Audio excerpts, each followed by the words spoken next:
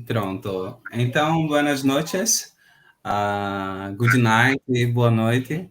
Estamos aqui ao vivo do canal de nossa escola de Territórios Vivos e temos como principal objetivo a construção de conhecimento, mas, sobretudo, também a programação que está incluída em nossa rede, que foi uma rede que surge a partir do encontro GUIP, de segunda fase, e na qual constituímos uma rede chamada Rede de Territórios Vivos, e la qual os conhecimentos de las comunidades, de los movimentos sociais, são o principal objetivo de articulação, mas, sobretudo, de la produção de políticas e isso estamos aqui recebendo vários convidados e convidadas dentro de temática del Memória e Democracia para pensar a gestão de risco, mas sobretudo as populações de gênero,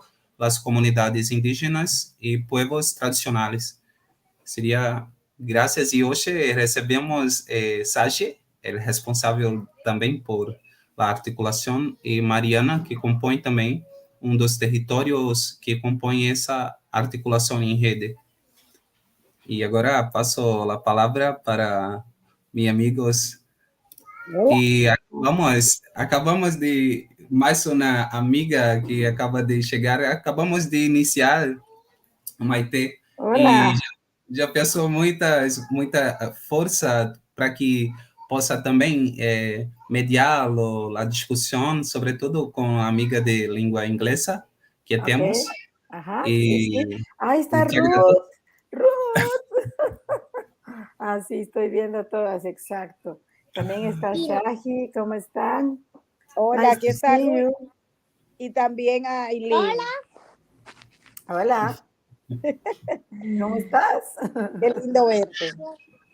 Sí, igualmente, igualmente. Pues yo contenta también aquí para ver un poquito cómo estamos. Tú me vas diciendo, Davidson, cómo nos vamos a... Qué chilerba yo no había entrado nunca a esta plataforma, está muy bonita. Muy buena. Sí, sí. ¿Verdad? Sí, sí, pues ahí vamos. Shahi, ¿cómo estás? Qué gusto. Nice to see you again.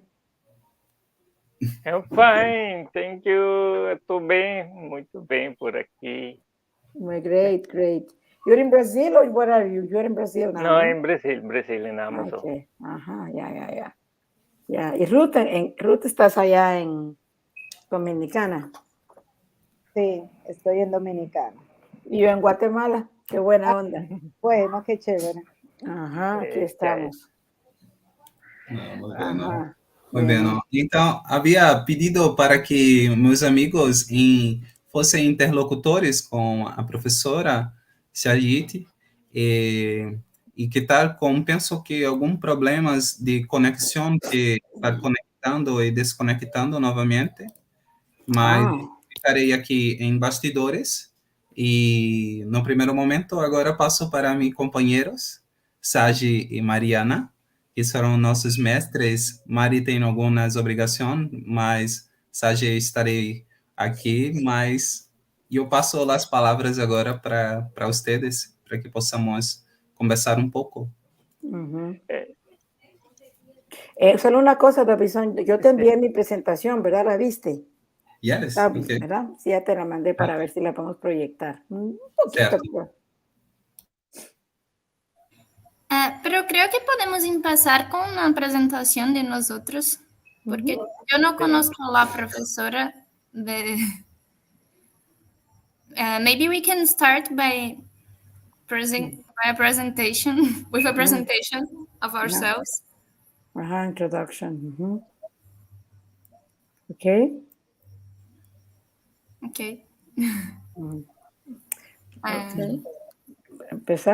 Empiezo, digamos, sí, para iniciar, arranco. Bueno, yo, Maite Rodríguez Blandón, yo estoy en Ciudad de Guatemala ahorita, pero estoy en Guatemala, Centroamérica, y bueno, muy contenta de estar acá con ustedes este día y para trabajar en los temas, pues que yo voy a tratar de organizar unos temas ahí para interseccionalidad y género, cambio climático y todo lo demás. Mucho gusto. Y soy la coordinadora de la Red Mujer y Hábitat de América Latina y Caribe. Mariana, can you translate it? I can do it. Yes, I can do it. Yeah. It's so great to be here. I'm Maite Rodriguez Blandón. I'm based in Guatemala right now. I'm in Guatemala City. So happy to be with all of you today. And I'm gonna talk about some kind of topics on intersectionality, but also climate change, and also some kind of how when we deal with the 2030 agenda and everything that we are working now. And I'm the regional coordinator for the Women and Habitat Latin American and Caribbean Network. Glad to be here.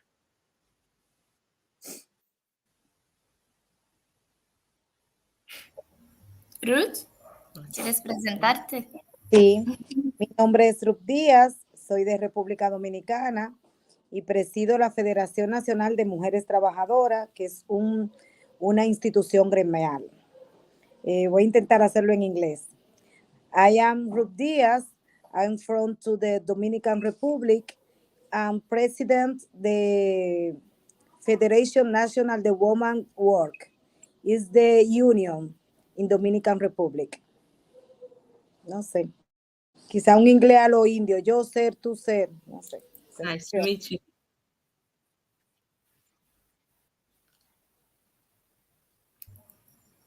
You wanna go now? I don't even know your name. The teacher. Oh, my name is Charity. Charity. Charity Chenga. Charity Chenga. Nice to meet you. And where are you now? Where are you based? Nice. I'm actually from Zimbabwe. I work mainly in rural areas within a community that's very close to our national heritage, which is the name of the Zimbabwe ruins. We do a lot of projects there. What we're doing at the moment, the main project that's linked me to yourselves is the GRIP project. We were working on infrastructure of transport for women using solar panels to provide fuel for the transport, which are like trikes that enable women to be able to go to market and make transport easy for them and develop new commercial projects within the environment, just to reduce the kind of heavyweight that women have to undertake when they carry their items or their products to market. They have to travel a long distance on foot in order to get to any form of transport. But the project that we've set up actually means that women don't have to do that. They can save a great deal of time. Also, in terms of the climate, we are kind of we pride ourselves in actually protecting the climate by actually using the sun through the solar panels and reducing the use of petrol. But also it provides us sustainability. We're more into entrepreneurial, to try and provide some independence for women by providing the infrastructure to enable them to actually undertake their livelihoods. So that's the kind of activities that we do. But also at the same time, we do quite a bit of training. And what we're trying to do is to put together some kind of a museum that documents our history and our culture for the new generation that is losing quickly, very fast, growing, speedily, shall we say, losing their access to the culture. So we try and maintain that by getting the elders in the communities to provide the latest information so we can actually document. We've got a few, we actually now do booklets about how, in our culture, we get married, how we look after the elderly, and how our own community members link with the chieftainship and also understand the role of the chieftainship. I think that's an introduction of myself. Very, very interesting. Huh?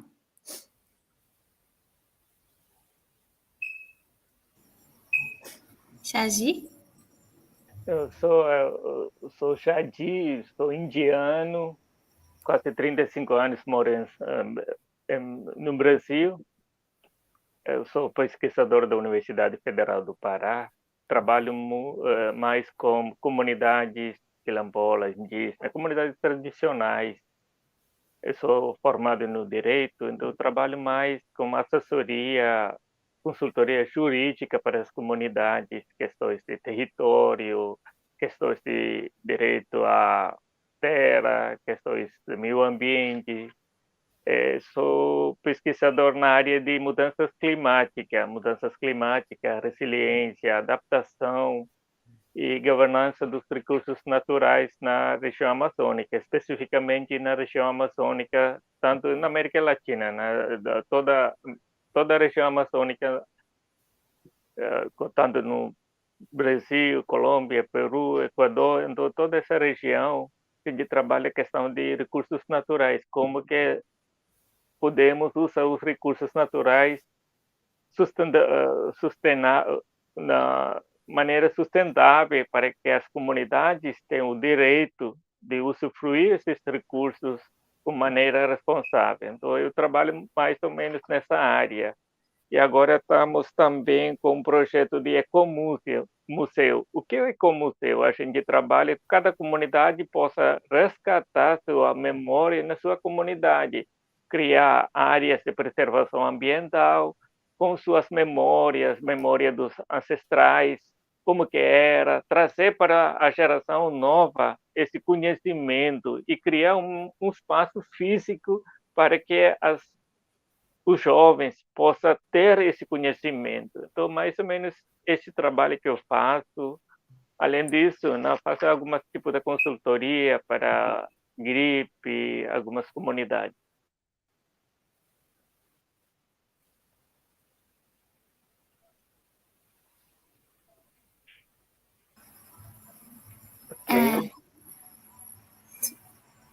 Tu fala inglês? Mariana. Sim. I am from India. I live in Brazil for almost 35 years, working with traditional communities. I am an advocate, lawyer, and I help the community to have their rights, especially on land rights. That is a big problem in the region of Amazon. I am a researcher from the university. My research work is on governance of natural resources and climate change, how the climate change is affecting local communities, how they can be part of the local community, can be a member, because all the discussion of climate change, they are object of the discussion, but they are not the subject of the discussion. So my work is to make that they can have the words on climate change. Their actions can be put as a solution for adaptation and mitigation. So that is one of my work I am doing. Besides this work, we are trying to create some kind of eco-museum in each communities, each municipality, so that people can bring back their old memories, and the youth can have access to a physical area or where their memories can be shared. So the youth can have access how it was their community, how the old people, ancestors were living that area, how important the environment for them So we are trying to create in each municipality one eco museum. We call it eco museum. We had yesterday we had a meeting. We had to start with a museum of acai. Acai is a palm tree we use a lot in all economy here. It is moved by this tree. So bringing back the museum of acai, like a small initiative in the community with the participation of the community. Okay. Yes. Thank you.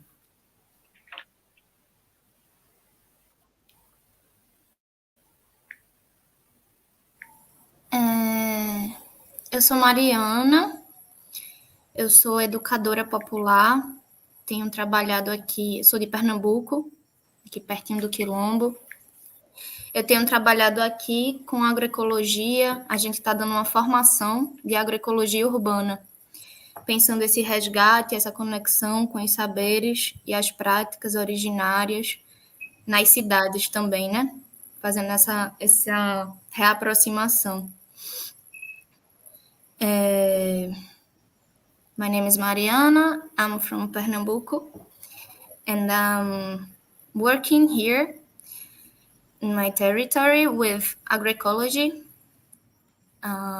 connecting with the ancestral knowledge and practices, I don't know, here in the city. Eu vou ter que sair do encontro daqui a um pouquinho.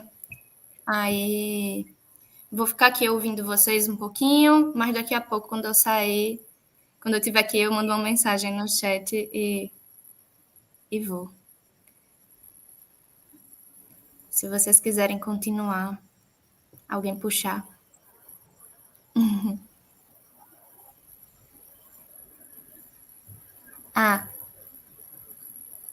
En un rato yo voy a tener que salir, pero si pueden, si alguien quiera empezar a hablar un poquito más de su experiencia.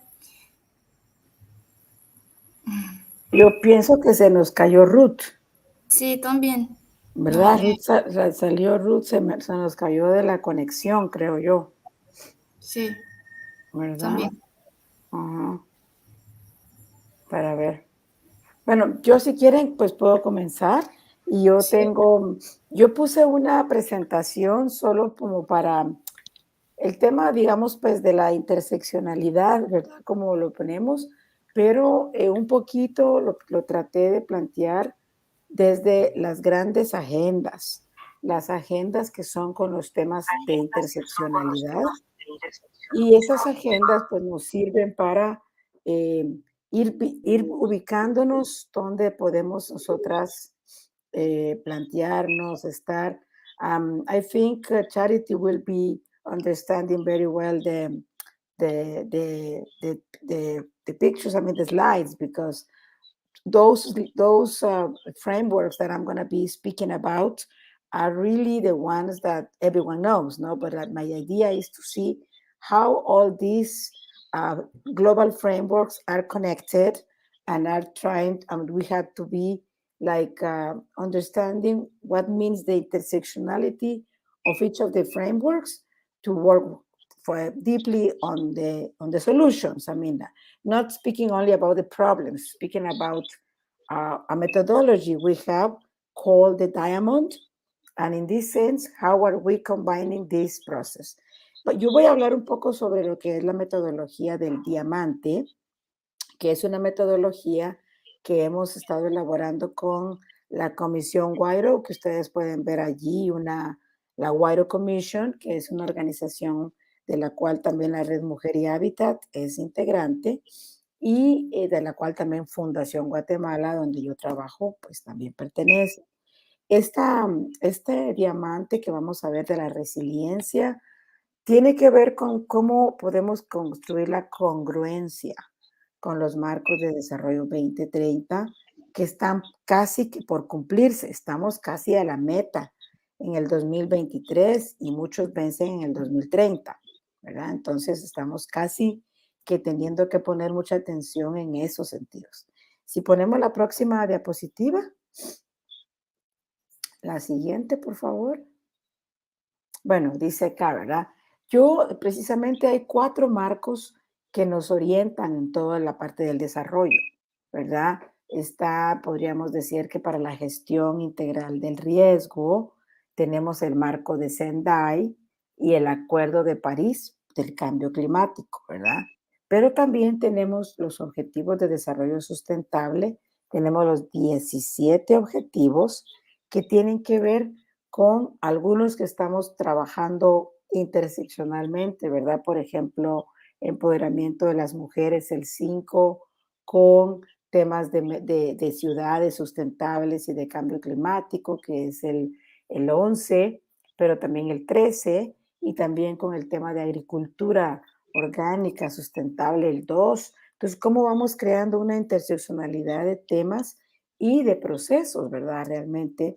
Y todo ello también con un marco que todas trabajamos en definir, que es la nueva agenda urbana, que es un marco que va por 20 largos años, del 2016 que la aprobamos en la ciudad de Quito, y es la agenda que nos determina el trabajo de los gobiernos locales, ¿verdad? Entonces, si juntamos los 4 marcos, podríamos decir que tenemos que encontrar conexiones para ir trabajando nuestros procesos y que podría ser más congruente. So I'm speaking about right now on these 4 global frameworks. Charity, for example, we know about if we are going to be working on just disaster risk reduction or risk management, we have the Sendai framework for action. And also if we are going to be working on climate issues, we have the Paris Agreement and the Paris Agreement on the treaty about, like climate change. But also we have the 17 SDGs, the Sustainable Development Goals. And we know that we are very near to reach the moment that we have to achieve, and we don't have to be, optimistic in one way, because we know that we have a long way to do it. And we have, the way that we can combine these SDGs, for example, number 5, empowerment for women, with number 2 on sustainable agriculture, but also how are we dealing with the sustainable cities, number 11, and the climate change, number 13. So it means that we need to be interacting in different ways, because our populations, our ethnicities, everything has to be, like finding one way to be part of these global frameworks. And the 3 of these frameworks are also very, very important to be connected with the New Urban Agenda that we were developing in 2016 in Quito, Ecuador. And in this sense, the New Urban Agenda is really the agenda for local governments. And in the way that we can develop plans for action for the New Urban Agenda, we can include the rest of the frameworks to be, like something that can be landed and can be, like achieved in a small piece of the territory, that means the local government. Si pasamos a la siguiente, ¿verdad? Para más o menos dar una idea. Bueno, pues, y aquí podemos ver que nosotras estamos como actoras nacionales o subnacionales, nuestras organizaciones, nuestros grupos de trabajo, y tenemos que dejar de estar como en silos separados. Tenemos que integrar agendas, tenemos que planificar juntos, tenemos que implementar todo el proceso para que las instituciones regionales pues tengan muy buenas prácticas que evidenciar, ¿verdad? En ese sentido. Y entonces tenemos que mandar recomendaciones importantes a las cumbres de cambio climático, a las plataformas globales de reducción de riesgos, a los diálogos políticos de alto nivel, como el que acaba de haber hace más o menos unos 2 meses en Nueva York, en julio, también a los foros urbanos mundiales. Bueno, necesitamos como desde lo más bajo que somos, desde lo más territorial que estamos nosotras, ir construyendo sinergia y congruencia en acciones. Yo pienso que tenemos que valernos de estos marcos globales porque son mandatos y los mandatos hay que hacerlos de una u otra manera, aterrizar con los gobiernos, ¿verdad? Entonces, si pasamos a la próxima, para ver. Aquí, por ejemplo, pues hay un grupo de mujeres indígenas acá en Guatemala, ¿verdad? Trabajando en el nivel local o nivel de base. Ahí es donde realmente suceden los procesos, donde realmente está la acción, donde tenemos que decir que lo de hasta abajo, que hay una flecha de este lado izquierdo, va construyendo la política pública o el nivel regional, ¿verdad? Porque en el nivel nacional, pues trabajamos con organizaciones como las mesas nacionales de diálogo en gestión integral del riesgo, plataformas, ministerios, secretarías, para llegar a los niveles regionales, ¿verdad? Y en los niveles regionales, como nuestro proceso con GRIP, que fue un proceso regional, pero a la vez trascendió a lo global, también la idea es permear instituciones como las que vimos en el último foro de GRIP, como el Banco Mundial, como digamos, el ONU Habitat, y organizaciones de cooperación. So in this picture, I can just illustrate the idea of how we are working specifically at the grassroots level, no? In the grassroots level, we are starting working with communities, local groups, how we are, like defining and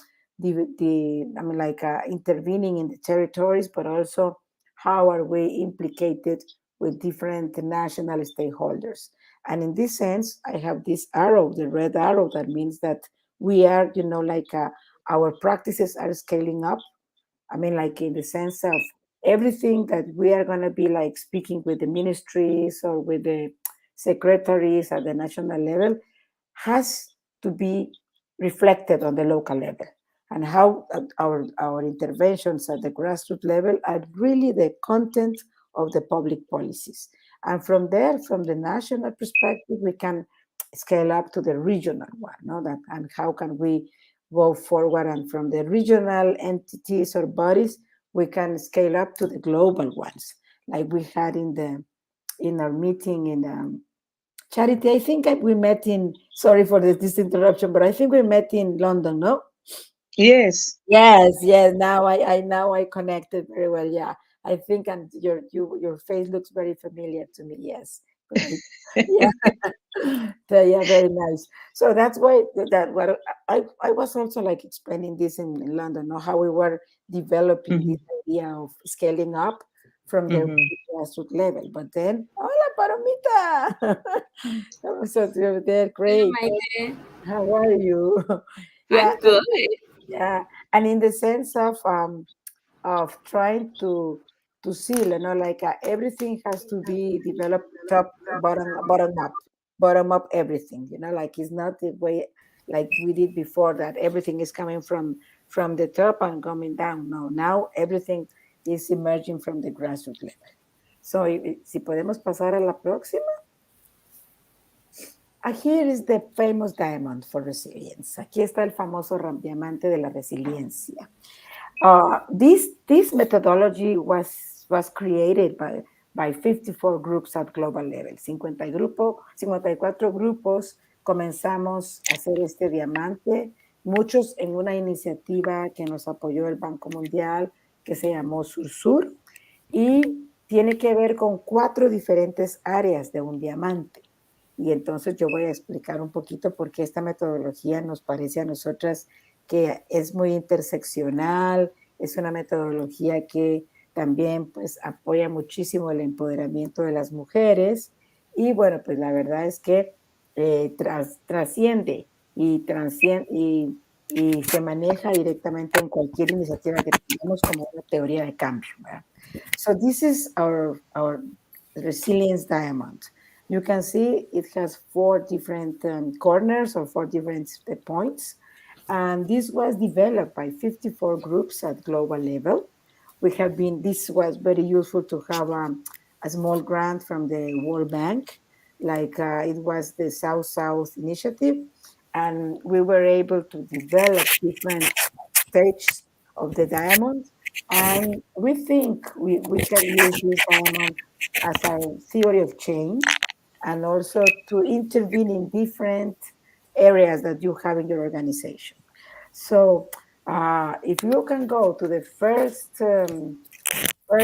the next slide, the first of the areas, you can see the 4 areas here. The first one is strengthening women's leadership and the women's organizations as the model that we have been creating. The second area is strictly to promote the resilient development through implementation of practices or through allocation of resources in grassroots women's hands. The third one in the bottom, is to reinforce and to strengthen the building of networks and women's coalitions, because we are convinced that if we are not strengthening women's participation in each of the processes that we are going to be implementing, nothing will change or nothing will keep sustainable. And the fourth area in the orange one, you can see, is completely to do the advocacy, to influence in the global stakeholders, national stakeholders, but means to create some kind of change in public policy. Entonces, estas son las 4 áreas de nuestro diamante. Y aquí podemos ver que en la primera de las áreas, en el tope, digamos, azul, pues tiene que ver con lo que siempre estamos tratando de promover, liderazgo de las mujeres y fortalecimiento de las organizaciones, ¿verdad? Para irnos al área verde, que es una de las esquinas que tiene que ver con promover un desarrollo resiliente, pero directamente con todo lo que tiene que ver con la participación de implementar acciones con recursos en manos de las mujeres, para construir redes y coaliciones, por último, para influenciar en políticas. Vamos a ir rápido porque dice que Mariana necesita salir, dice, ¿verdad? Bueno, después mirar el video. No, pero sigues. Después voy a ver si... Bueno, esto va a estar sí. Bueno, esta es la primera, algunas fotos, cómo fortalecemos el liderazgo de mujeres a través de intercambios, a través de caminatas, a través de talleres, o sea, todo lo que tenga que ser con aprendizaje de par a par para poder hacer un proceso fuerte de fortalecer a los liderazgos de las mujeres. So this is some kind of examples, how we are doing the strengthening women's leadership and participation. We can do it through different tools, and methodologies, through workshops, through peer-to-peer exchange, to peer-to-peer learning processes, to safety walks, whatever is needed to do this kind of intervention in the territories, but working with women to promote their own leadership. Si vamos a la próxima parte del diamante, esta es promover desarrollo resiliente. Esto significa que ya pasó el tiempo que las mujeres de base son solo las receptoras o beneficiarias de una intervención. El objetivo es trasladar recursos económicos, materiales, lo que pueda ser, a las manos de las mujeres de base para que ellas mismas implementen sus prácticas de resiliencia cuando identifican una vulnerabilidad o una amenaza. Intervienen con su práctica de resiliencia, porque eso es lo que se hace. La resiliencia se vive, se practica, no solo se habla, ¿verdad? Entonces, esa es una de las soluciones que hemos encontrado para que ellas sean más partícipes acá. So here we can see the second area of the diamond is to promote the resilient development through local initiatives. That means that we are avoiding the process when women at the grassroots level were only beneficiaries. In this case, we are allocating resources in women's hands and trying to make it like they have to be the actors, the stakeholders of their own development. That means that if they identify the hazard or their vulnerability, immediately they can promote a resilient practice to avoid the risk. In this sense, women are really practicing resilience and not only talking about resilience. Entonces, la tercera si seguimos con la otra diapositiva. La próxima, bueno, ahí pues ustedes ven que las mujeres tienen bancos de herramientas, tenían agricultura orgánica, bueno. Esta es la tercera. Si nosotras no le apostamos a construir redes, coaliciones, fortalecer las organizaciones de las mujeres, los procesos no tienen sustento, los procesos se van a caer, porque está más probado que es a través de estas interconexiones que hacemos entre mujeres indígenas, mujeres afrocaribeñas, mujeres urbanas, mujeres rurales, y mujeres de diferente edad, mujeres jóvenes con mujeres mayores, mujeres, bueno, de edad media, pero que todas tienen que participar de fortalecer sus grupos y sus organizaciones, y además sus redes y sus coaliciones. This is the third area of the diamond that we are called strengthening networks and women's coalitions. And in that sense, we are promoting, like the indigenous women, with the Afro-descendant women, with the urban or rural women, or very young women in youth stages, or women and the elder, old women, like elderly, every kind of the different, like ages and ethnicities needs to be working together, needs to be like building a coalition, building networks. And in that sense, we are convinced that the processes could be sustainable.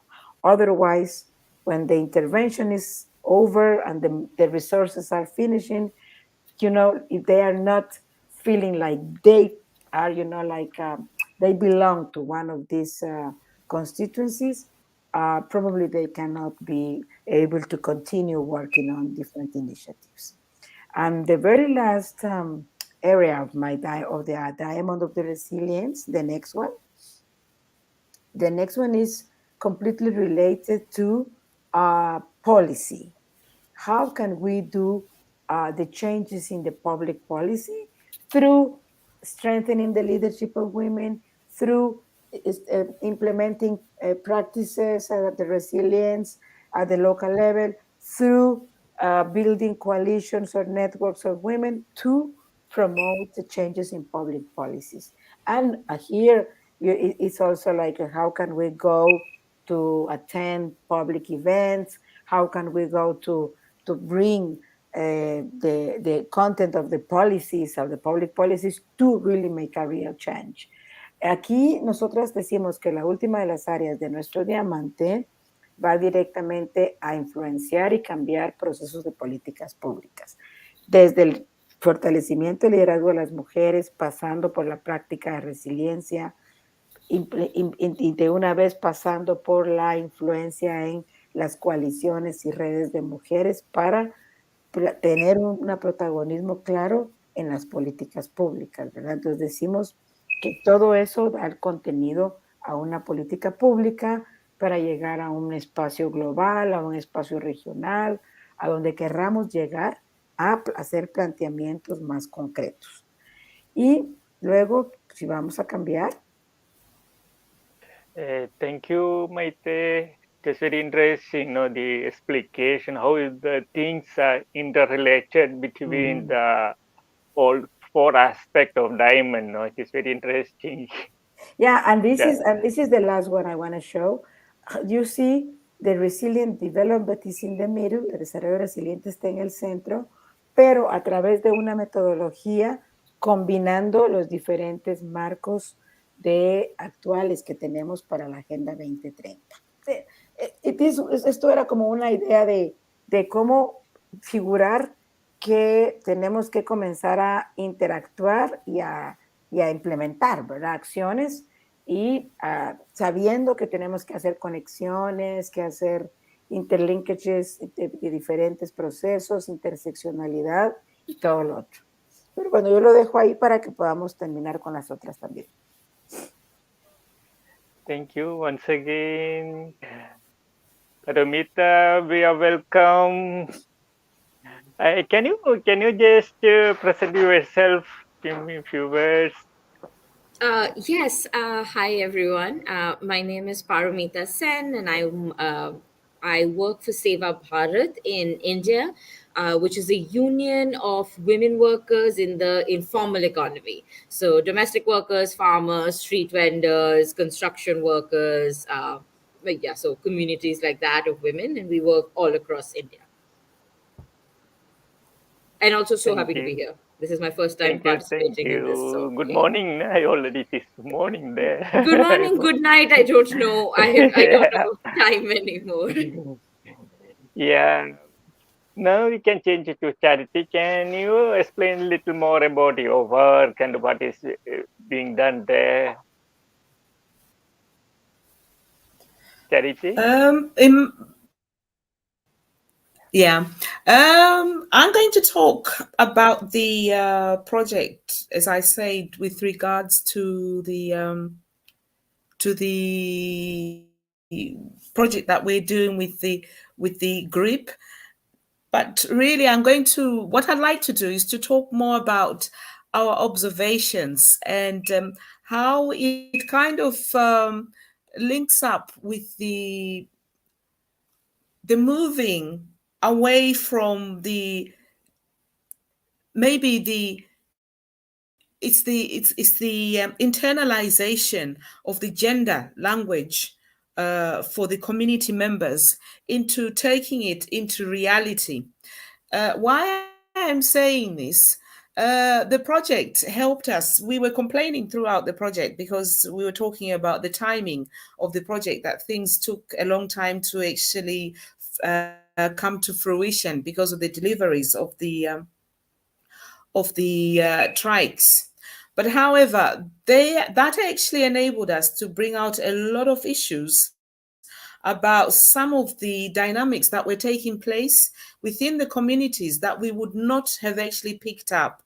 These were relationships amongst the women themselves, relationships between the project, which was Echoes of Humanity, plus the community women themselves, the relationships between the male and females within the communities, and the relationships between the traditional leaders and the political side of things, the local councils, plus also those relationships right down. So it was the relationships at the micro, at the institutional levels.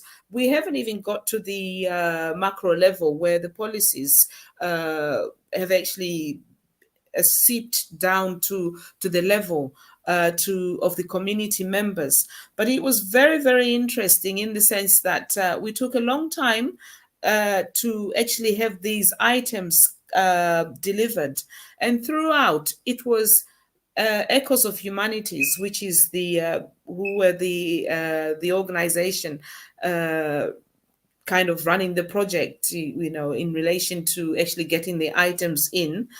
We were the ones who were sort of spearheading the training. We were the ones who were spearheading the interactions with the funders and also interactions with the suppliers of the goods. And there were big celebrations when the items came. And this is where the actual story actually starts, because it educated us in the sense that there's a lot of talk about what we will do, what these items will do, how they'll benefit us, how everything else. But however, when the reality came to, it was a really different finding. And I think there are a lot of issues that we really are now working with, which was really fantastic, because we are now beginning to understand that sometimes, this is my view anyway, is that sometimes we can actually set the communities up to failure by providing them with all the things that they need and then leaving them. Because as the project is, that we've done our bit, we've delivered, we've done the training, but the reality of their situation is that we expect them to look at these strikes as a way of making money, but we have not even taken into account how that project actually interacts with their livelihoods, with their way of life. That is something that was never analyzed, because when the decision was made, as much as they were involved in appreciating that they were going to experience difficulties getting to the buses, they experienced difficulties getting transport and everything else, and this thing would actually help them. They didn't take into account that they would actually be responsible for ensuring that the sustainability in actually achieving the objectives of the project. That is for them to actually gain income from the projects by actually ensuring that they keep coming back. It was okay. The first few days they came in, they practiced. Some of them had difficulties driving the items. They gave up and stayed at home. Some came in, they set up committees and everything else, and it was lovely.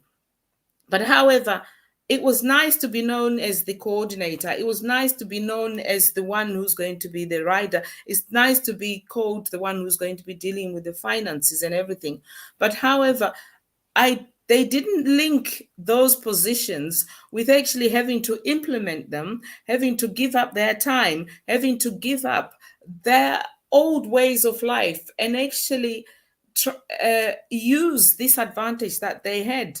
So we are at that stage at the moment, and I know it's at the micro level where we are looking at how the groups are actually working.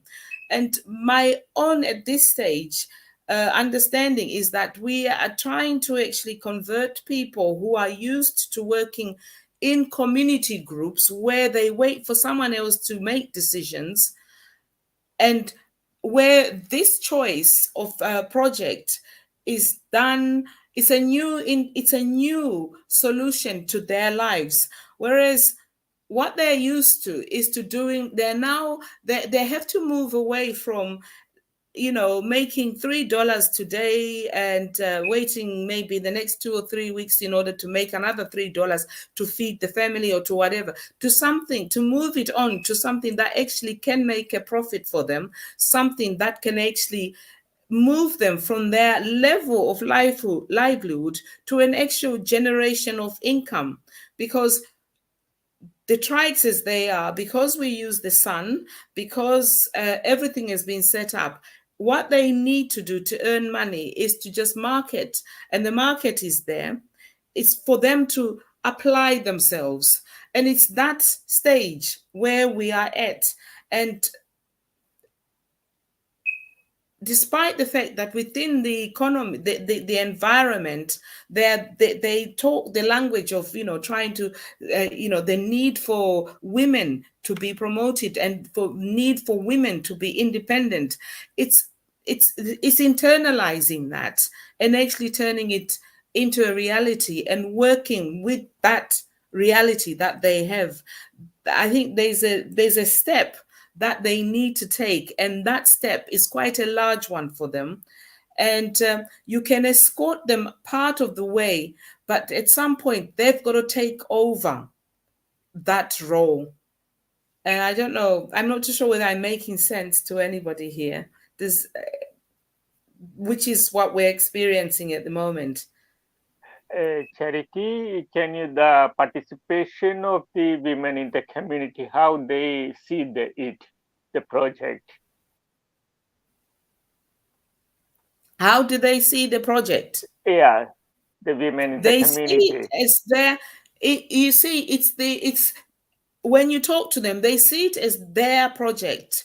They see it, but you see, I run a business, and I sleep 3 hours sometimes. I remember when I first started my businesses and failed like mad, but I used to sleep 3 hours and wake up, be the first one to wake up, be the first one to, be the first one to make decisions, to push forward the idea. And I remember just recently when we sat down to try and find out what's going on, they said to us, well, you haven't set a meeting for us to be together again. so they, in terms of verbalizing the things and having the items there, they have this ownership, but they haven't got the ownership of actually using the items for their own benefit, in terms of internalizing that they can actually benefit from this, but they have to do something about it.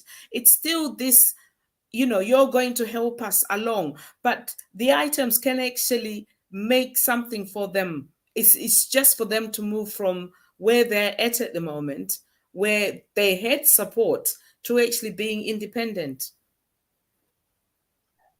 It is a quite long process. Yeah, it is a quite long process in the community, to have the autonomy of the community, to feel themselves they are owner of those things and they can make use of those things for their own benefit. It is a long process. Yes. And for me, that's kind of key to any. For me, it's been quite beneficial to see this, because I think there's a step that is missing, and I always look at it as us as people who provide such support, who are charity workers or whatever. We tend to, I think, we set up the people we intend to support.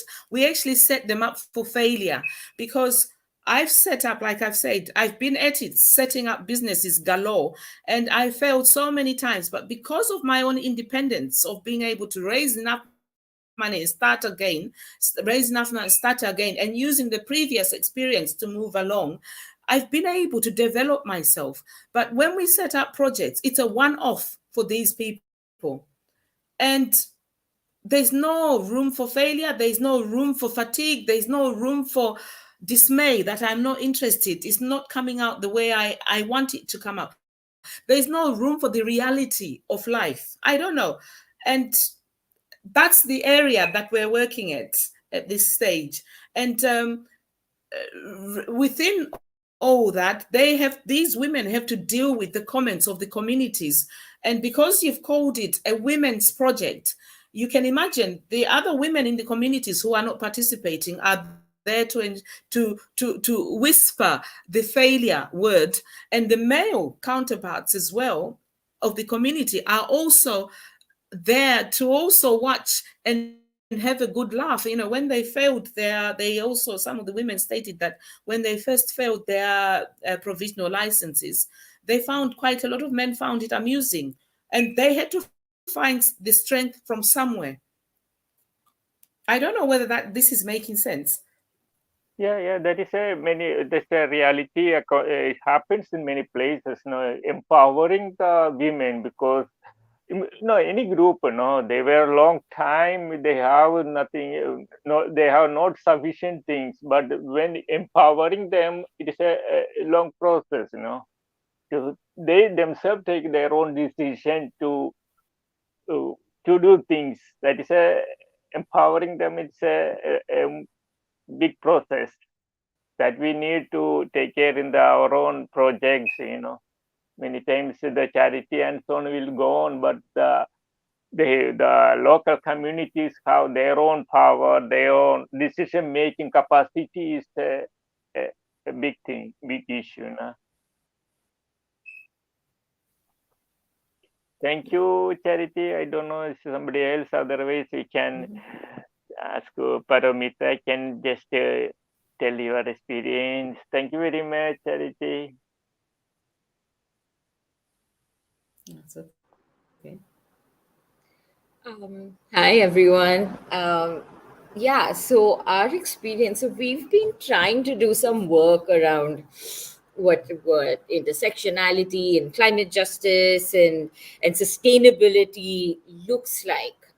These are words that come in a way naturally now to a lot of us that look like me, the women who have a certain level of education, have a certain level of privilege, who have a certain level of global exposure. And these are words that, to be perfectly honest, that a lot of our partners want us to do. To come up with projects around climate justice, to work with these women. we directly work with around 600,000 women workers. So it's a pretty big group. So partners keep wanting us to be like, okay, let's come up with some intervention to support these women. But we've recently realized that one of our problems when we talk about sustainability at the grassroots is that the grassroots don't use the term sustainability.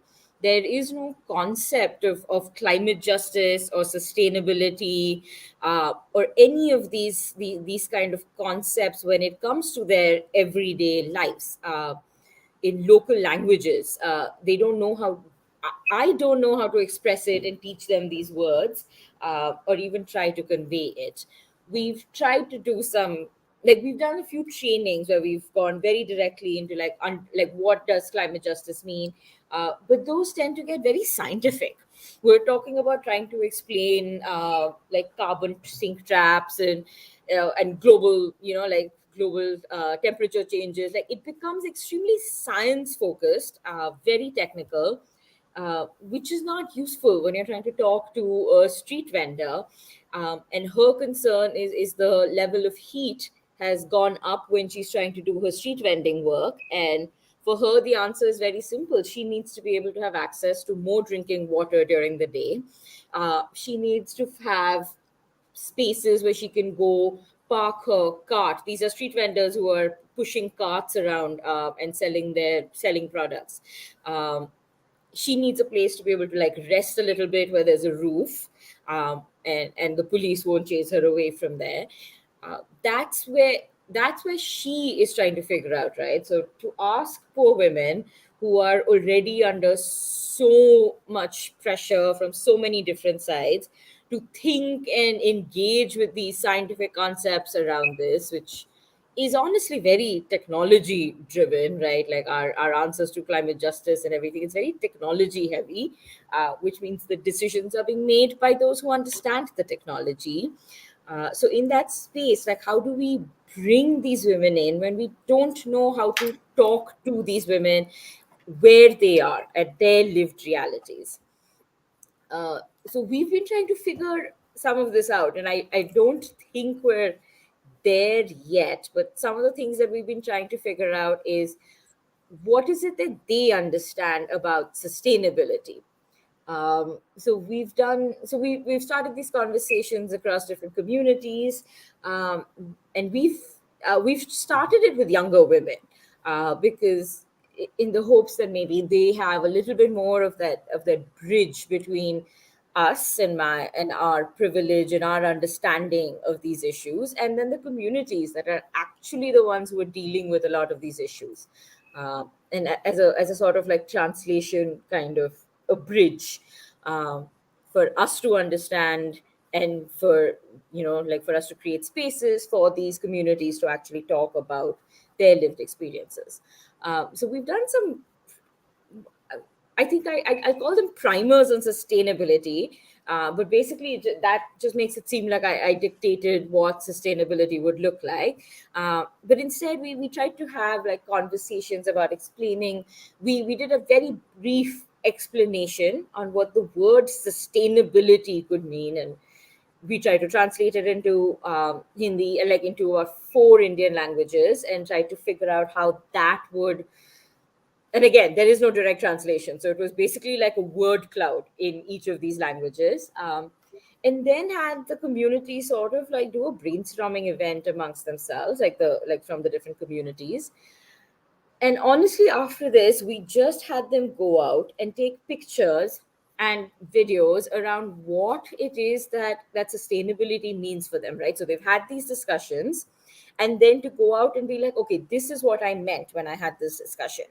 Right, and to bring those pictures back, we focused on pictures and some videos as the medium for us to understand, because again, these are not women who have been trained to be literate. These are not women who have had the privilege of trying to like learning how to explain things in complicated words like us, right?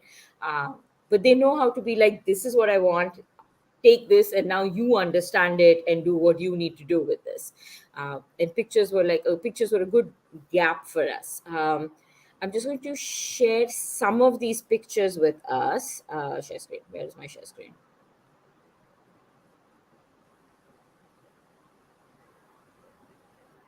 Sorry. Yes. So some of these pictures, and what we basically found was that when we sent them out, they think about it in two ways, right? So one is when we think about finances, right? So over here, you see that when we think about sustainability, they think about the challenges that their lives are facing, right? So you see about how there's a woman, she's about 60, and she's having to trek like 2 to 3 kilometers up a hill to get grass, right? To figure out how to feed her cattle, which is her source of income, her source of livelihoods. Or women who have to figure out how to like cook outside their houses, because otherwise the smoke from their wood fires, because these are not women who have access to cooking gas, in spite of our government having promised cooking gas to every house. She's using a wood fire, and doing that inside her very small living quarters will mean a lot of smoke inhalation in their own houses, right? So trying to figure out how to find that extra space. But for them, we did see that one of the older ways that we've thought about climate sustainability has always been reuse, reduce, recycle. And that's not a radical concept for these communities, right? So they're reusing because what choice do they have? Their resources are always so limited. In India, we have this term, it's called jugaad, which is basically ways to like sort of like make do with what you have, but it's a space of great innovation, right? So jugaad isn't making do with what you have as like a last resort. It's figuring out how to, it's being innovative with the resources you have and trying to figure out how to creatively use little to do more. And so, for instance, we're talking about the kind of things you'll use as plant holders, as pots, right? These are boxes that would have at one point held paint or would have held, your ration would have come from these boxes. Some of these women are, we're talking about using old clothes to make floor mats. Using the kind of our milk comes in little plastic packets, and so after what ends up happening is you take the milk out, and then you cut the packet up and you clean it and then you stitch it together to carry wet groceries back, right? So there's a lot of this concept around trying to figure out how to use the resources you have around you to make do, right? And again, these are concepts that we already know, right? I'm not saying that this is new in that sense, but this is how communities are defining it, right? So this was one of the commonalities we saw, right? This concept of trying to make do with what you have.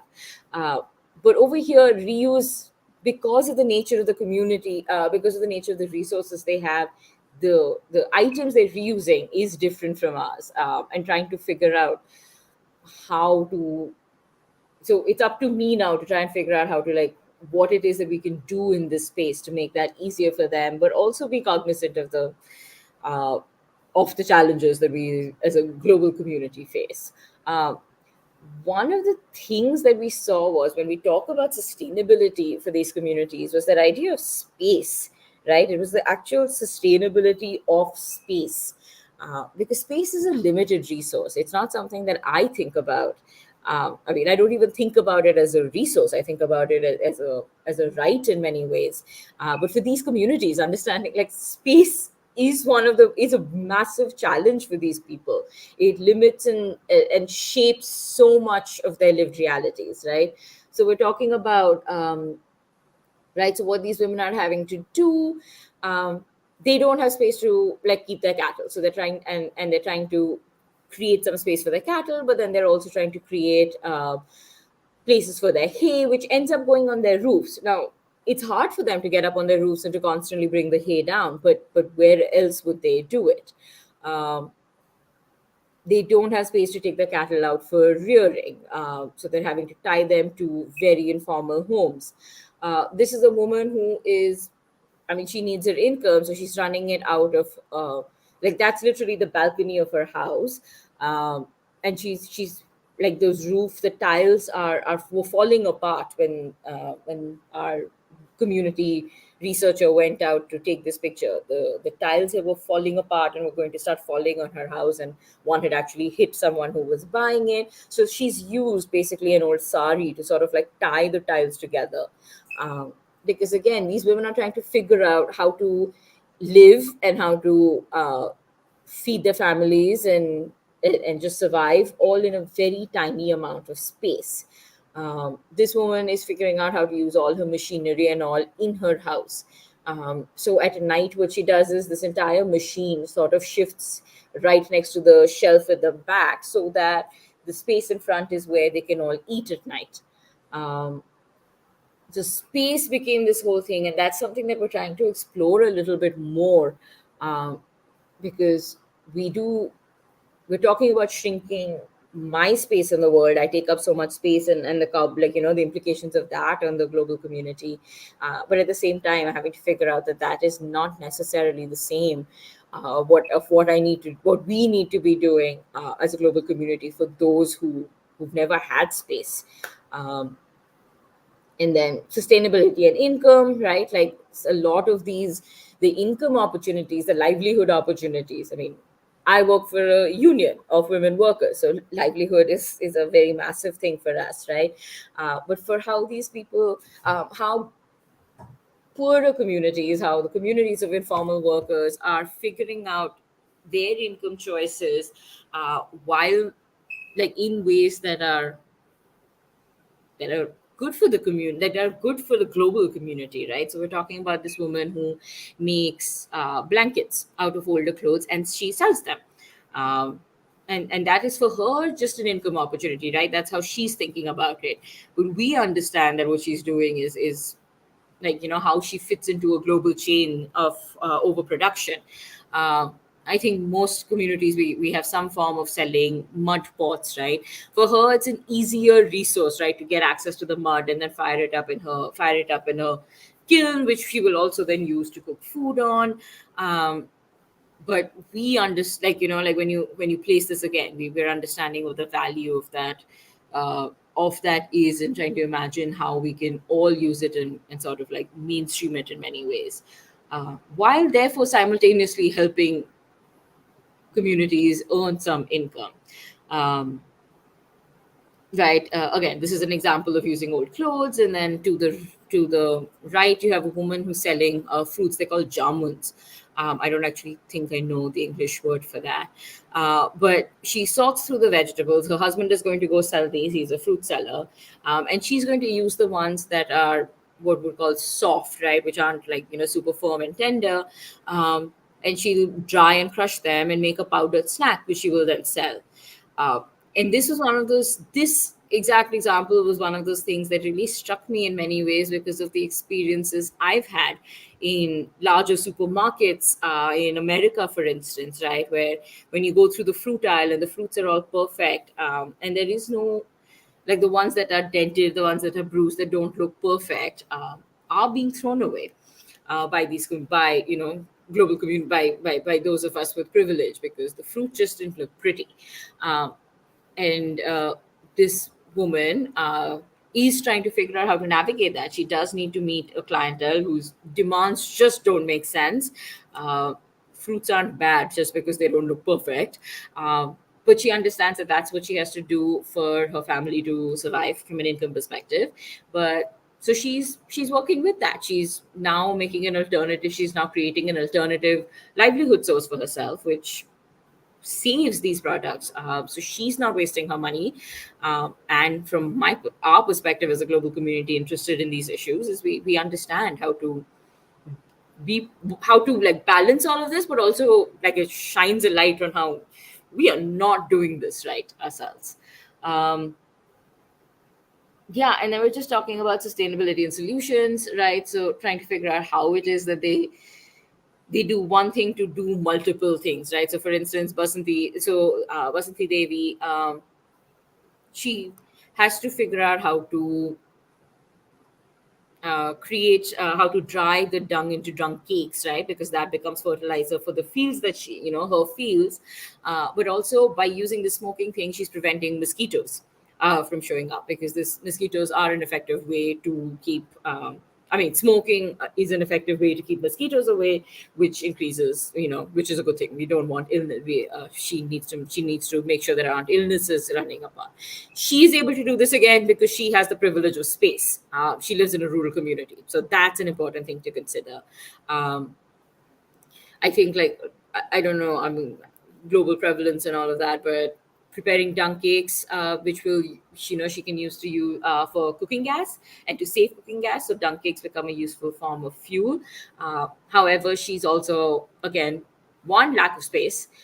So she does it on either her house's walls or on trees nearby, from a sustainability, a space perspective. But it's also, she doesn't have access to too much space to be able to do this, but for her, it's also like, why would I use up space for this when you have these other options? I've always loved that picture of the scarecrow, just because I've always grown up seeing scarecrows look a certain way. And now I think back upon it, and every scarecrow I've ever seen in media always ends up looking like a white man. And this was someone who looks very... like she's wearing indigenous clothes, and she's wearing and she's a woman, and just to have a scarecrow looking like her, to scare off like monkey. Yeah, so we all know what a scarecrow is. And then finally, just to touch upon this, because a lot of it was very practical, but one of the things one of our community researchers brought back was, she said that this was something that one of the families they worked with, they were very proud of this. This is art, right? For them, they were like, we have an art piece in our house that one of their sisters had done, right? So she had taken this bit of driftwood and painted it, and was just like, I have art. And for us, this was a bit of joy, right? So one, like just looking at art, and to think that, because at least how we've seen in communities in India don't have, like poorer communities don't have access to beauty, right? So beauty in itself is a privilege. Going to our older tourist spaces and going to gardens, they all require a certain level. You either have to pay for a ticket, or poverty is criminalized in these spaces. So even if parks, for instance, are free, poor people aren't allowed to linger. They aren't allowed to just stay in these things. There's so much class bias in how we deal with that. So to see them see them to be able to, the way they've therefore created beauty, and not in a condescending about there's beauty in poverty kind of a thing, right? This serves no practical purpose, and for them this is pretty, and they've done that in their space. This is the art that they've created, and that's what art really comes back down to. Sorry, okay, so I'm done with the pictures over here, but so essentially what we've been trying to figure out now is expanding our definitions of sustainability, so that we can then, one, bring this conversation into the mainstream, right? So sustainability around space, sustainability around there's one that we haven't done because we haven't figured out how to capture that in pictures, but sustainability around time, right? What does time use mean? And I think it's up to me now to try, me as in those of us with privilege, to try and figure out how to marry these concepts in a certain way, right? Because we've always spoken about the sustainability, and then there's economic empowerment, and for these communities, they don't exist separately. They're the one and the same conversation. And I think I have to now figure out how to transform the way I think about this at a conceptual level, so that then we can look at a lot of this work and see what it is we can do to make these a little easier. So that's sort of the conversations that we're existing in right now.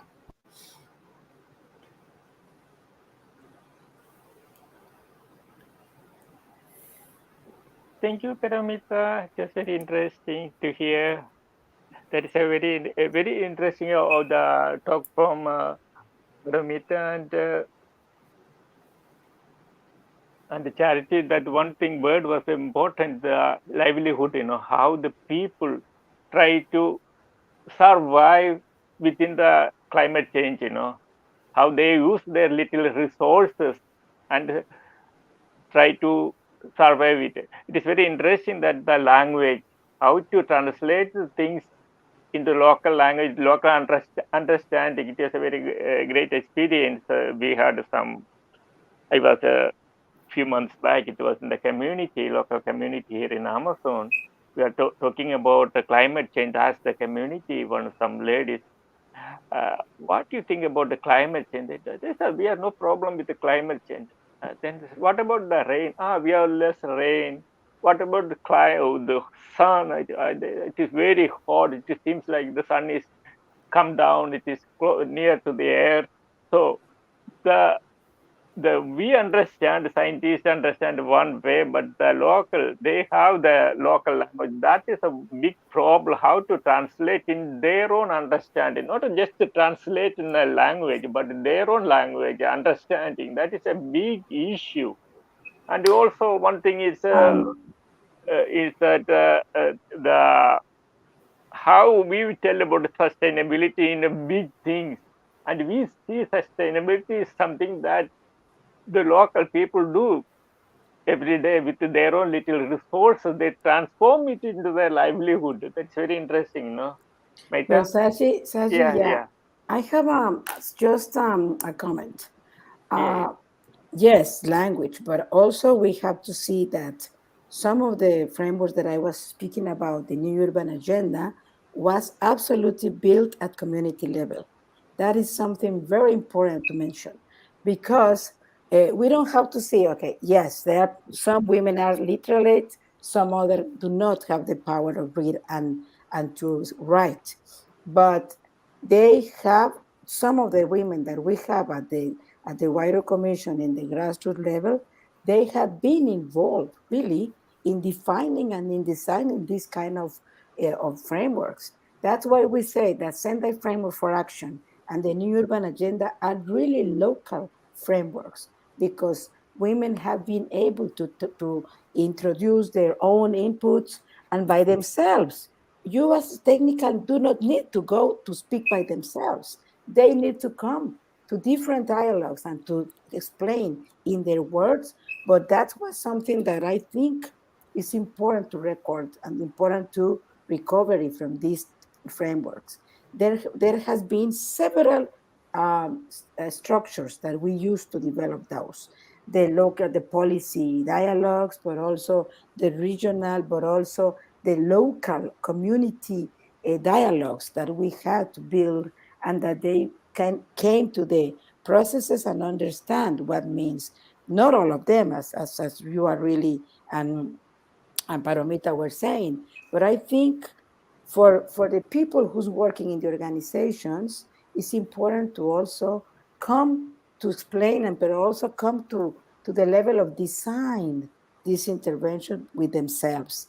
And they, in some cases, they are able to come to attend different global.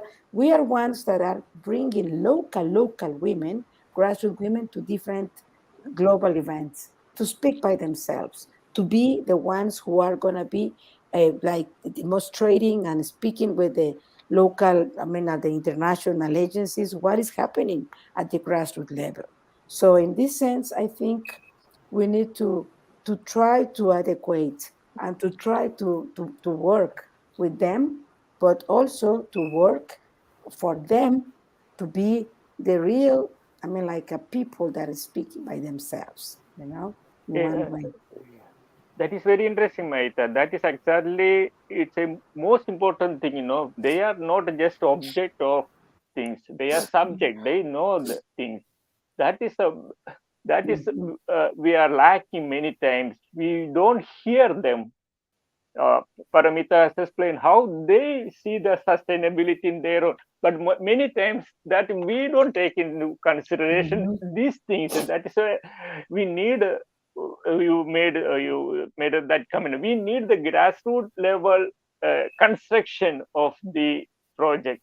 That is very important. Me plantea aquí que se podría decirlo en español. Sí, claro que sí. Miren, lo que yo digo es que muchas veces el lenguaje tiene que ser, pues sí, ¿verdad? Muy accesible a las comunidades, a los grupos de base, pero es importante reflexionar que la nueva agenda urbana y también el marco de Sendai, estos son instrumentos y marcos donde las comunidades sí tuvieron mucho que hacer y decir y plantear, y fue una consulta muy muy participatoria. O sea, en ese sentido es importante que nosotras no hablamos por las personas de base. Las personas de base deben hablar por sí mismas y deben comprender algunos procesos que están en marcha y deben también adecuarse a llegar a eventos internacionales, eventos globales, a hablar por sí mismos. Nosotros no podemos hablar con la gente de base, porque a veces pensamos que la gente no entiende o porque la gente no está al nivel. Mucha gente no, porque no lee ni escribe, pero hay lideresas que sí, en su propia manera de vivir y de interpretar la realidad, lo dicen, y eso es importante, que ellas hablen por sí mismas, ¿verdad? Eso es lo que yo estaba tratando de decir, que a veces se piensa que todo es muy técnico, y sí, pero también tenemos que ver, que lo dijo bien Charity y Palomita, que la gente vive una realidad que nosotros no podemos trasladar a palabras, ¿verdad? Tienen que ser ellas en sus palabras, pero tienen que decirlo, ¿verdad? Entonces eso lo dije en español, I was saying in Spanish. Obrigado, gracias. Any comments?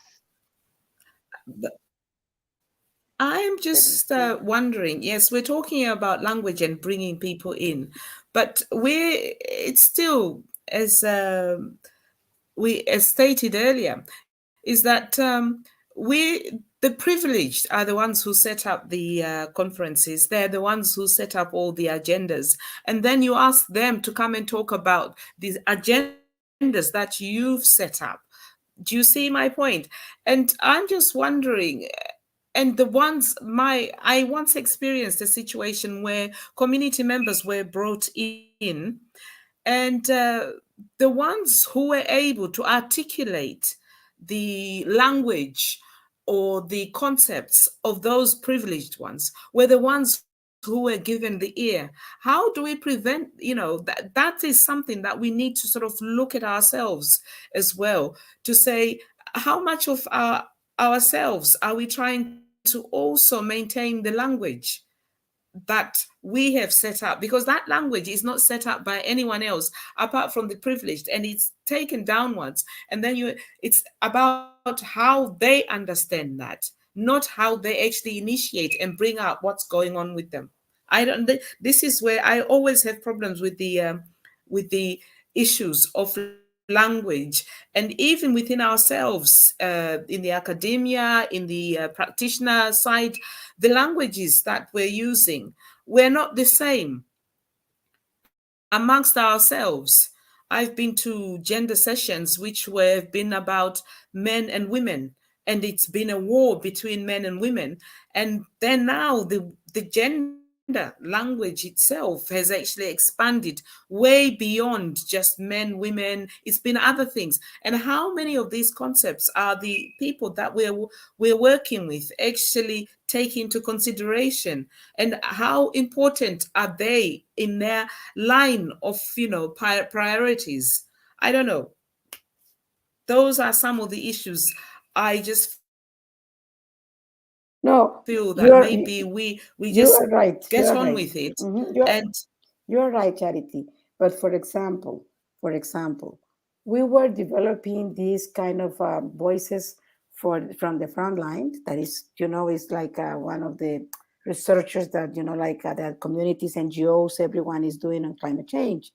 We were trying to participate at global level with 64 different organizations in 13 countries, and we were developing the women voices from the front lines, women voices. And we were, in that sense, we were doing the interviews to the mayors at the local communities. Imagine that in these 64 organizations, in these 13 countries, nobody knew about, in that moment, of Hyogo framework. Nobody. And speaking about that, we were training the women, and we were also training ourselves, because we were not aware of what was the Hyogo framework. We were, because we were saying, if we can use this tool for advocate, or for, how do you say, for allocate resources in the budget explicitly, because this is a mandatory frame for the local governments. Probably you can, get some kind of resources, but you never know as well. But in the sense of how we use not specifically the technical language, no, but how you use the concept of that processes is the issue that you can gain, or you can promote differences, or promote probably advantages for some of the groups, because otherwise we can be stay in a silo. No, we don't want to be treating on that. And probably it's about how we can use these frameworks to make some difference and advantage in women's lives. En español solo dije que entiendo muy bien lo que Charity está diciendo, ¿verdad? Que no podemos estar como promoviendo el lenguaje a veces muy técnico, pero sí decir una experiencia en 13 países global, 64 organizaciones de base, que estuvimos desarrollando una investigación que se llamó Voces de las Mujeres en la Primera Línea, porque la investigación normal se llamaba Voces de la Primera Línea, en temas de cambio climático. Y la verdad fue que en esos 13 países ni un solo alcalde o alcaldesa sabía de lo que en ese momento era el marco de acción de Hyogo. Y eso fue realmente muy choqueante, porque dijimos, ¿cómo pueden trabajar los alcaldes y las alcaldesas si no tienen ni siquiera idea del trabajo de gestión de riesgos que deben hacer y que es mandatorio para ellas? Entonces solo termino diciendo que es una manera en la cual podríamos decir que las mujeres podrían tomar ventaja de estos procesos y no repetir el lenguaje tal cual, pero sí el concepto. El concepto es importante para salir adelante y, bueno, ¿por qué no? Para buscar más recursos, ¿verdad? Eso estaba diciendo. That was in Spanish the same. Just to add to this, I had a colleague of ours, they run a land rights organization movement in Nigeria. They attended COP in Egypt, right, which is where theoretically the global community is supposed to come together to discuss issues around climate. And so this is a very feminist grassroots organization out of Nigeria. And her experience was, in many ways, it was depressing for us, but also terrifying, because COP was entirely run by tech bros, to use our language, right? So it was entirely run. It was the entire perspective of COP was technology driven. We're talking about tech companies coming in and pitching these big ideas, and that's the narrative. And for a grassroots and a feminist organization to even find a space there. And I think this touches on Debisan's question in the chat, right, about who's building, who's the protagonist here. And it isn't the grassroots woman, right, in this global conversation. It happens to be that white man from a globally privileged country, who has and even in those countries, I mean, it's not like everyone in America is equally privileged. We're talking about the privileged of the privileged here dictating this global agenda, right? So I mean, this a little bit of what Charity was saying, there are different languages, and there are different ways of thinking about it, but the primacy at something like COP, I just remember the conversation we had with Frida, and it was one of the more depressing realities. And just trying to figure out what rooms you can get into at some of these conferences, because this isn't even a conference at that point, right? This is a cabal. This is a group of people in power. And I mean, memories of democracy as the theme of this spring is, it isn't a democracy. We are talking about an entire oligarchy here. We're talking about a certain profile of humans, of communities, just dictating a global agenda here, right? So even if I try to figure out ways to change it at my state level, right, at the unit that I'm working at, I don't know how to balance this at a global perspective. That just Like, how much will it really matter if the women I'm working with manage to do something at the local rural panchayat level, right? The unit of governance for us in rural India. How much does that matter if they will never get into, like, if the global decisions which sweep across because of the power of technology are never going to have their voices there? Not to be depressing, sorry. Let's go back to talking about happy things also. I just put in the chat the name of our organization, the Wider Commission. We are completely, trying to do what you were saying, Palomita.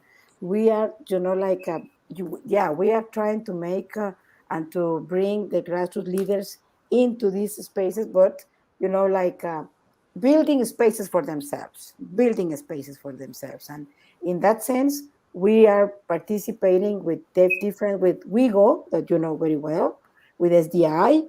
We are doing this kind of coalition together because we need to be feeling, yes, the company of others, of others in that sense. So we can share lately, and as you said, yeah, we have been experiencing even ourselves now, like being in this kind of world, very technocratic, and that's it. But it's like, I left that the Wider Commission. You can find this the webpage, and you can see what are we trying to conduct and to do globally. I think also, I mean, I was going to get in touch with you just later anyway, right? The frameworks that you talk about as a way to like go from the local to like up, or well, parallelly, right? To go across. I don't like the up-down analogy, right? Yeah, Like, yeah. how do you do that? Because it's terrifying otherwise, right? Because it's just, the problem seems so big if you only think about it as like the local solutions, right? But I'm sorry, Maite, you've mentioned this many times, but I never know how to pronounce the commission. But like, how to yeah, say that again? Yeah. Guaido is a town. Guaido. Guaido is the town in China. Remember Yes. when the World Conference on Women took place, and they sent all NGOs there in Guaido. So the women were building a big tent there, and that's the name that we got, Guaido Commission, from there. It's a Chinese name. Yeah. No, I read up about it when you'd spoken about this work in February. But again, I just Exactly. Yeah. But I think the framework of going, like a lot of the work that Charity and Seva does, right? So Echoes of Humanity and Seva does, it's very, and it needs to be very focused on like local communities and bringing that voice up, but learning how to take that across so it doesn't stay local. And I mean, it should stay local, but also can spread. Yes. I think that like that framework, I think, is something that we need to wrap our heads around, at least. Yeah, we'll see another session. Yeah. Yeah. Can I just say, it's for me, it's after midnight. I've got to wake up tomorrow. I know, it's late for you. No, even for Palomita and for all of you. I'm just trying to work out how long are we going to go on for, so that I can gauge myself. No, we are just finishing it. Just any final comments or something like that. We are just finishing our.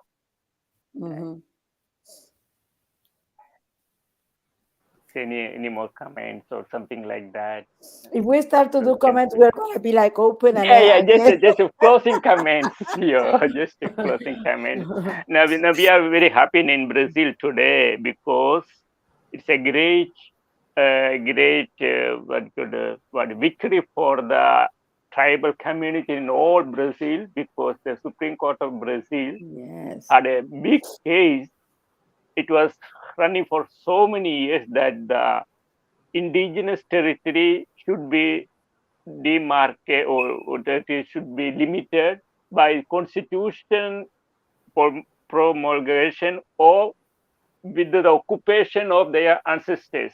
The Supreme Court has decided now the occupation of the ancestors. So when they are occupied the territory, it is their own, independent of time, space. So it was a great victory for the old tribal indigenous communities in Brazil. It is a landmark for them, because it makes a lot that Paramita said, the place the territory is fundamental for any action.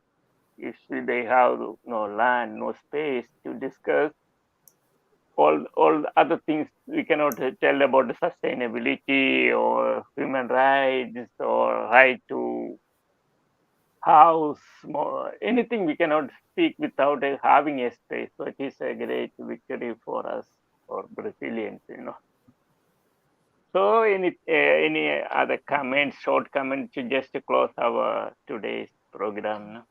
Thank you for all of just you. To respond to Debson's question, who builds the memories of democracy in your space? And I've been thinking about it through this conversation, right? And I think what we're seeing is that these are the practices of how to create this work together, while the practices are led by women. I don't want to say built. Poor men are still are also badly off, just a little bit better off than poor women, but that doesn't make any of their oppression fair. So it is collaboratively built, but there's this difference that I'm seeing between who builds the democracy and then who holds the memories of that democracy, right? So who becomes the person who has to hold that story? And while that might be like women communities and often the older women, and that gets transferred down, that kind of knowledge, but that story is still very often not necessarily a story where they're the protagonist, right? So the custodians of a story versus the protagonists of a story, and how you build that work around this. And we are seeing some changes in that work thing, and that's global movements and global conversations, I think, have helped in that, around like how do women and how do the marginalized find space in these conversations, because that's the democracy here, right? It's building that space in that of who gets to have a voice and what story gets to stay. And there is some changes, and so the custodians aren't necessarily just the custodians. They're beginning to play a bigger role in the story that they're holding. But I think it's a complicated concept around this story and who gets to hold it and who gets to dictate it. The story around indigeneity and climate and communities.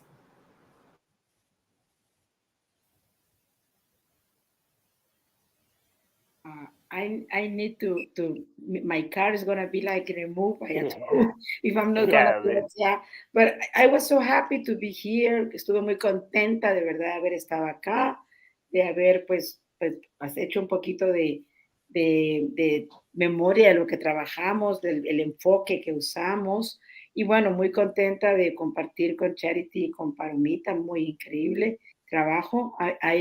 I'm saying that I'm very happy to be here sharing with you your amazing work, your amazing trajectory, and everything you are doing. And hope to be together again very soon. Espero que estemos cerquita muy pronto, ¿verdad? Entonces, pues me tengo que retirar ahorita, pero abrazos y bueno, de verdad muchas gracias por haberme invitado al proceso. Un beso. Muchas gracias, Maita. Muchas gracias. Thank you very much. Thank you very much. Davidson, tem alguma palavra final? Não, só gratidão. Muito obrigado. Thank you. Thank you, Paramita. Okay. Charlie. Thank you very much. We'll see you next time. Yeah. Bye-bye. Thank you, Paramita. Thank you. Yeah. Thank you, Charity. Thank you, Davidson. Gracias. Thank obrigado, you, everyone. Paramita. Obrigado. It was so nice to meet you, Shaji. I'm here in Amazon. Yeah. Hope to meet you. Thank you. Bye-bye, Davidson. Graças. Sérgio, muito obrigado, meu irmão. Valeu. Fiquei meio perdido, né? Não sabia. Não, ótimo. Eu acho que a ideia principal foi a gente se encontrar aqui, rever essas pontas soltas, né? E eu acho que afinar mesmo, dar os nós aonde a gente precisa. Te agradeço, né? Eu acho que a mesma coisa que eu falei para Sérgio ontem, Sérgio disse, não, obrigado nada, você é um dos cabeças responsáveis por tudo isso. né? E você também, meu amigo. Te agradeço a todo mundo que possa A gente acessar fica esse feliz, material. né? A gente fica Sim, muito feliz, assim, essas discussões trazem muitas riquezas, né? Riqueza de crescimento, troca de experiência, muito. A gente fala de rede, né? Esses são as redes, verdadeiras redes construídas, né? Experiência, ao outro lado do mundo, mas hoje o outro lado do mundo é como se fosse outro lado do rio, né? É a mesma realidade, mesmas lutas. Então é interessante, muito. Obrigado, obrigado. Graça, obrigado. E amanhã a gente segue, né? E te Sim. agradeço e vamos ver aqui o que é que a gente vai precisar sistematizar melhor, né? Sim, sim, com certeza. Pode Esse contar material aqui, comigo se que puder, a gente vai ajudando. massa. Então, irmão, te agradeço, boa noite. Boa noite, Luiz, te obrigado. agradeço mesmo. Até mais, até Até breve. mais, tchau, tchau.